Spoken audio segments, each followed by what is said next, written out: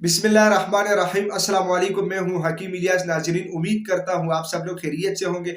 नाजरीन, आज का जो हमारा टॉपिक है ये उन लोगों के बारे में है जो कहते हैं कि हकीम साहब, बहुत सारे डॉक्टर हजरात भी कहते हैं और हमने बहुत जगहों पे सुना है कि हाथ के इस्तेमाल से कोई नुकसान नहीं होता।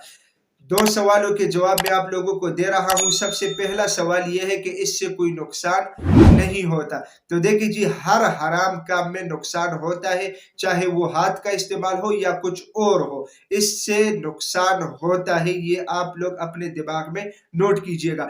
दूसरा सवाल यह है कि हकीम साहब, फॉर एग्जाम्पल, एक बंदा हाथ का इस्तेमाल करता है तो उसके जिस्म में क्या क्या कमजोरियां आती है, उसके बारे में जरा डिटेल से बात करें।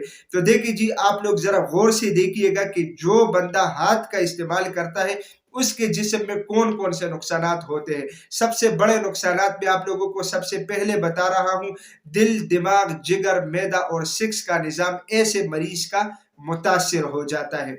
अब हम बात करेंगे थोड़ा डिटेल के साथ कि इससे होता क्या है। देखिए, ऐसा मरीज जो हाथ का इस्तेमाल करता है उसके दिमाग कमजोर हो जाते हैं, उसको चिड़चिड़ापन हो जाता है, उसको मामूली बात पे गुस्सा आता है। अगर स्टूडेंट है तो उसको सबक याद नहीं रहता, अगर वो जॉब करता है या कोई और मतलब रूटीन में काम वगैरह करता है तो वो ज्यादातर चीजें भूल जाता है। ये उसकी दिमाग की कैफियत होती है। इस तरह अगर उसकी दिल की कैफियत की हम बात करें तो दिल कमजोर हो जाता है। दिल कभी तेज धड़कता है, कभी कम धड़कता है, कभी जो है ना मतलब अजीब सी कैफियत उसको होती है, हर वक्त दिल डूबा रहता है। और इसके अलावा उसको अक्सर घबराहट का मसला होता है, मौत से उसको हर टाइम डर लगता है।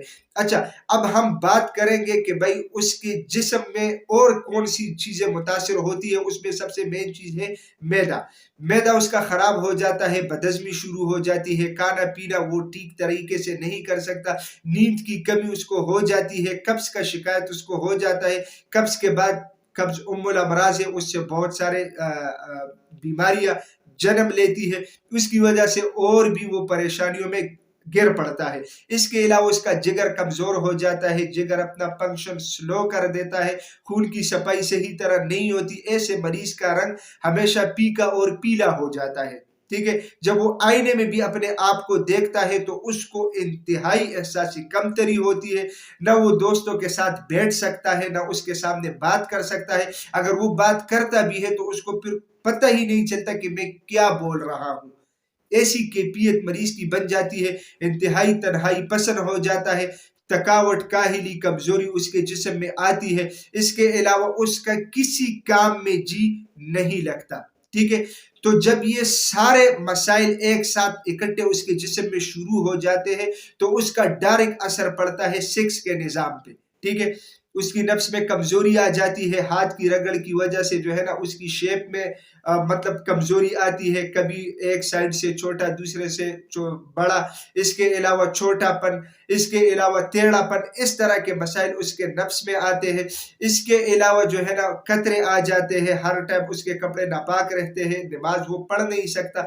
इसके अलावा सबसे मेन चीज जो मैं आप लोगों को यहाँ पे बताना चाहता हूँ वो ये है कि ऐसा मरीज जो है उसकी मनी पतली हो जाती है, उसमें जरासीम डेड होना शुरू हो जाते हैं और शादी के बाद फिर उसको, ज्यादातर ऐसे हजरात मैंने देखे कि उसको फिर बेऔलादी का मसला भी शुरू होता है। इसके अलावा जो है ना ऐसा मरीज जो इस आदत में पड़ा रहता है वो शादी के बाद अपने बीवी को सेटिस्फाइड भी नहीं कर सकता, फिर घरेलू नाचाकियां बनती है और घर हमेशा इसी वजह से खराब हो जाते हैं।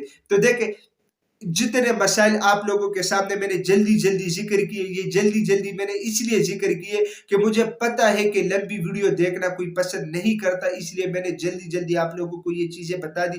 देखें, इस सारे मसाइल का आप लोगों के सामने बताना, इसका हरगिज ये मकसद नहीं है कि मैं आप लोगों को डरा रहा हूं। ठीक है, इसका बर वक्त इलाज करें, इसका इलाज मुमकिन है।